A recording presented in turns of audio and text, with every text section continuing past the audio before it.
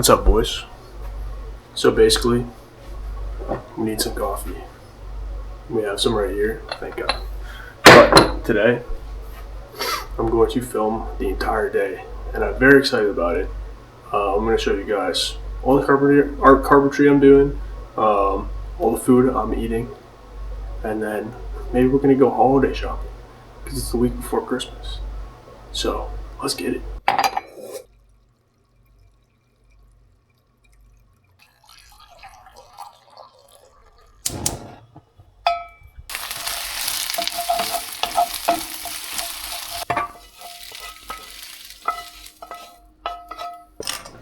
Yeah, I'm eating. Yes, I'm eating off of a cutting board because I don't even know what the plate is. We got all of our supplements here. We got our B12, vitamin D, fish oil, ashwagandha. I like that stuff. I feel like it's pretty nice. I usually throw in some like L-theanine or something like that. I don't really feel like I need it, but lately, no. Also, it's pretty expensive. Like, really good L-theanine is like $50 a bottle. Crazy. But anyway, gotta drink some coffee and eat this food. But we got some kiwi, some golden kiwi. That stuff tastes so good. I've been trying to incorporate more fruits and vegetables as well. I've been eating just a serving of vegetables twice a day.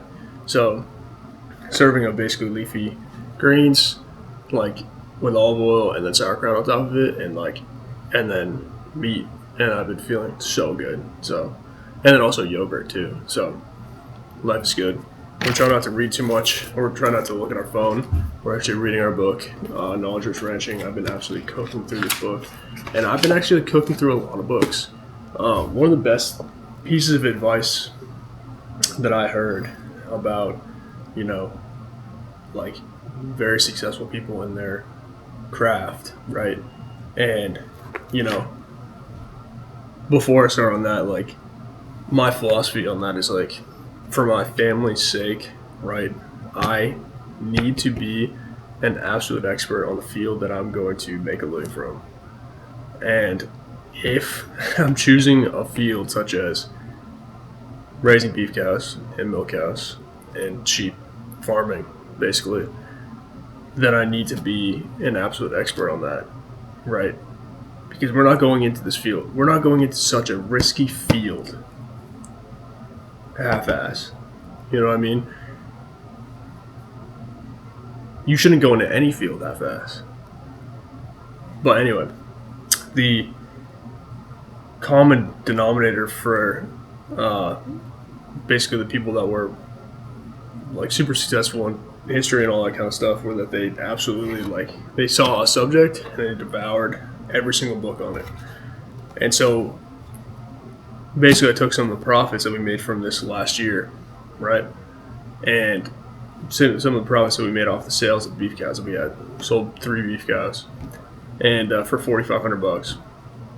And I bought basically every single book possible related to ranching, dairy, beef cows, farming, all that kind of stuff. And it's pretty fun, There's basically unlimited books on that stuff. Or actually, I don't know if there's unlimited books, but, it's just fun to read all of these books. There's a lot of material out there for farming, as there should be. I mean, it is a hard subject, but it's a very necessary thing. We all need food, so all this food that is right here that I'm consuming all came from someone, and all was derived from a strategy that had been tested and probably studied. So very cool. Well, I'm gonna eat this stuff, take my supplements, drink my coffee, read my book. But I'll see you guys probably when I'm at work. 81 5/8.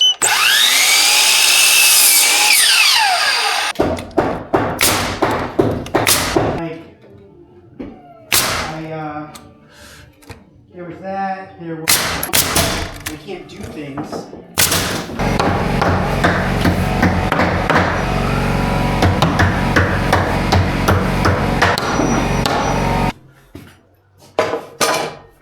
so nice out.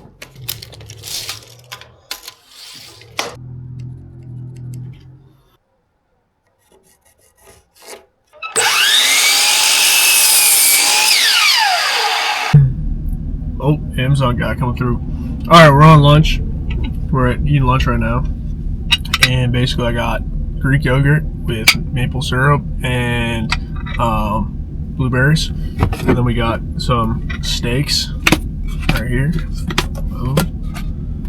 Some steaks to gnaw on. And then we got a salad in there that has sauerkraut and all sorts of stuff. So I want to eat this is the best part, bro. This Faye yogurt is so good. Alright, boys, just got off work. Feeling good. Just driving right now. Yeah, we're gonna do some last minute shopping, Christmas shopping for everybody. And yeah, it should be fun. And then we're gonna go home, eat dinner, and yeah, just relax. Try to really make sure that my back. Oh, I didn't tell you guys I hurt my back when I was deadlifting, so that was great. I strained like my hip or something like that. So you know, I probably got like sciatica, and I'll probably never be the same, but it's okay. You dickhead. Somehow that coffee just spilled on me, but anyway. Yeah, good day today. Just did a bunch of framing and stuff like that. Yeah, framing is fun. It's very forgiving, which is nice, but yeah, you just gotta measure the correct way, and yeah, hell yeah, shit is good. So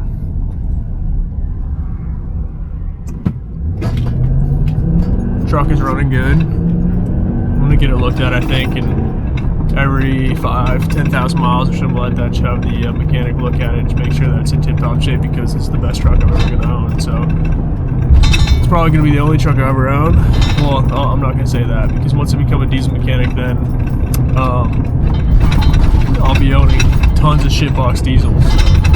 So let's get it. All right, so basically we're at home. I got some gifts and all that kind of stuff over there and everything like that, but now we're home, and we got a big giant piece of sirloin, veal sirloin tip. So this is some veal. So we're gonna wash this off, dry it off, cut it up a little bit.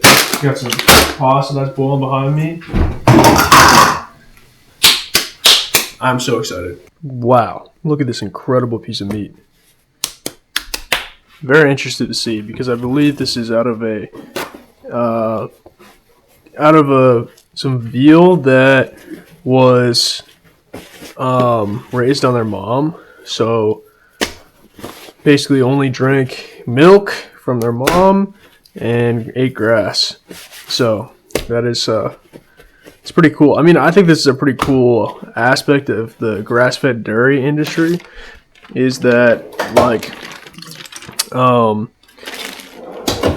you can produce some really good beef cows out of grass-fed dairy cows. You know, got some pasta going right there. So say you have a grass-fed Holstein genetics, right?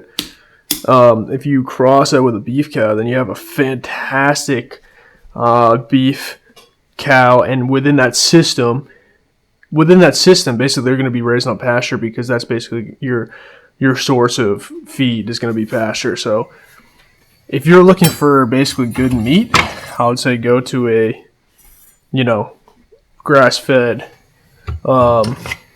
dairy around and be like, hey, can I buy? And see if they like breed to beef. I'm sure they do.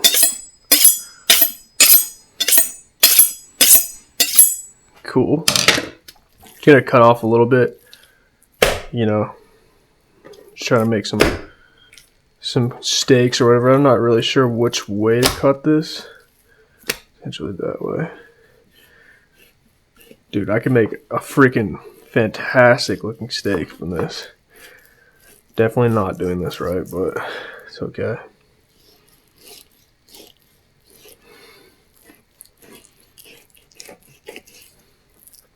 This might be a little bit tough, but you know, grow up. Chew on some meat, bro. You know, chew on some meat and be grateful that you even get to eat meat. You know, It's not a lot of people to get to. Yeah, I'm just going to grill that right up. Grill that right up. Boom.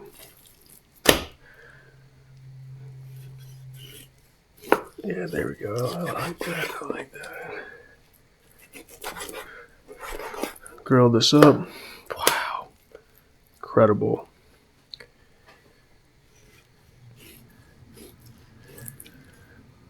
Meat smells good. Sometimes, you can get a dairy cow and the meat, maybe it's older meat or it wasn't, stored properly or whatever, and it just doesn't smell very good.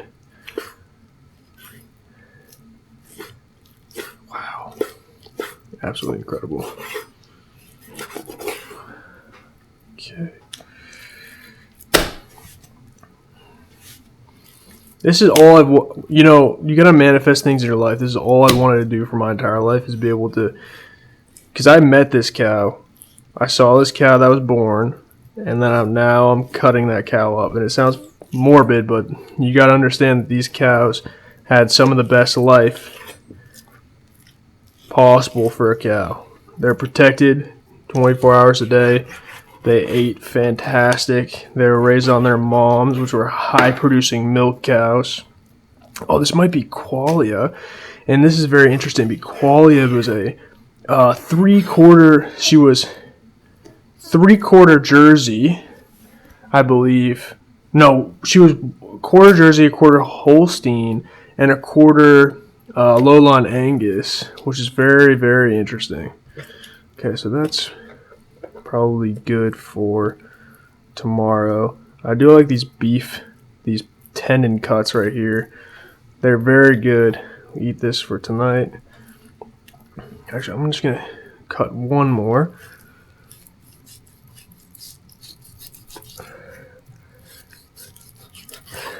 And then I'm going to find a big container and store the rest. This will be what I eat for the rest of the week. Wow. Incredible. So, perfect fit. Let's go. Simple dude. All I do is pepper and salt. That's all I do. And it doesn't need to be crazy.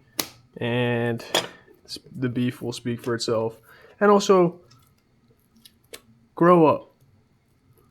You'll be fine. Meat doesn't have to taste like absolutely amazing.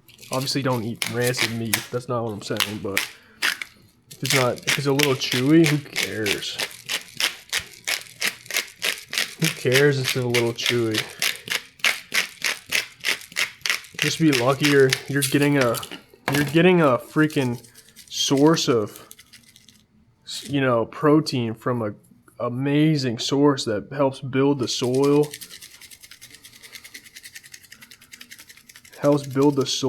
And like this cow. Look at that meat. That looks absolutely beautiful. Wow. Incredible.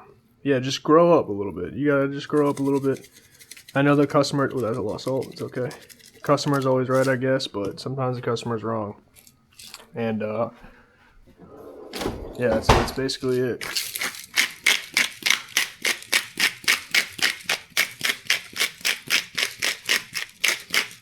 Toss this on the grill while the pasta is finishing up.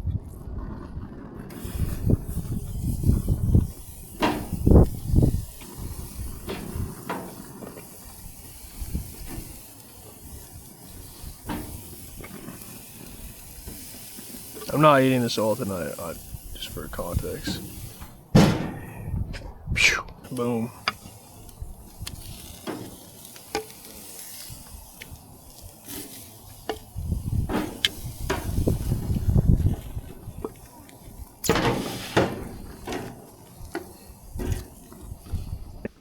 All right, boys. Just ate a bunch of food. Feeling good. And yeah, my back actually feels pretty good. I've just been eating a lot of clean food, trying not to put any bad stuff into my body or anything like that. And I'm listening. I just want to wrap this day up. I'm listening to this podcast, and it's called, How Bill Gates Works. It's called the Founders Podcast. And, I think it's really cool to look at these really revolutionary things, like these people that really have revolutionized our society. I think it's awesome. But you know, people get away with a lot of stuff when they're successful.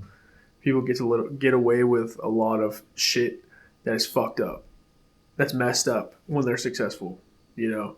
And you got to think about it. Do you want to be that person, or do you just want to you know, figure out how to do less? You know, use less, figure out how to do less and get more. You know, like the people that are very successful at extracting everything, extracting. I need to extract as much time as possible out of everything. Is like, you know, is that really like the best, highest form of human consciousness? I guess. Seems like these people get into a lot of trouble. You know, with Bill Gates and Elon Musk and all those things. It seems like they get into a lot of trouble, and it seems like they have issues.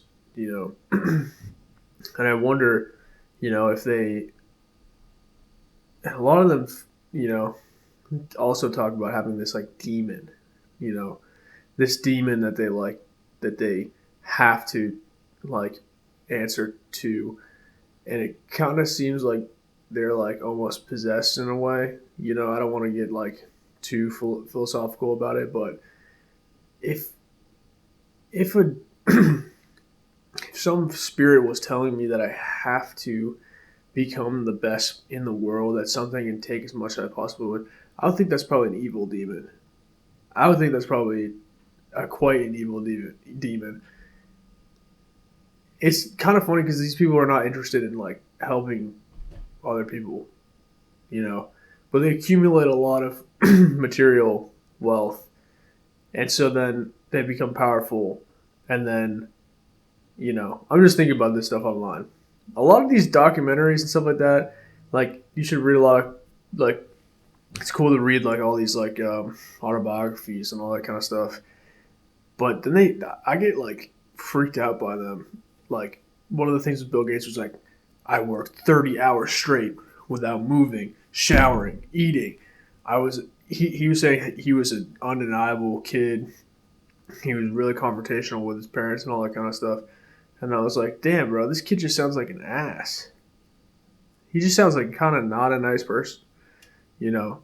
So I know he's probably done a lot of all that good stuff and all that kind of stuff, but like, I'm like, you know, a lot of these people just kind of sound like, and they're like, I demand that you work all this time. I need someone that's going to be on staff, on call for 24 hours and all that kind of stuff. I'm like, that's kind of messed up, man. But anyway, so my philosophy would be learn how to do less. Learn how to do less. Let's just learn how to relax. Let's learn how to relax and just like exist within this human experience, you know? And at the end of the day, we can't get out of this human experience alive, so you might as well just have a fun time and not take yourself too seriously, because it'll be okay. And if it's not okay, then, you know, it's going to end anyway. So I'll see you guys in tomorrow's episode of Existing.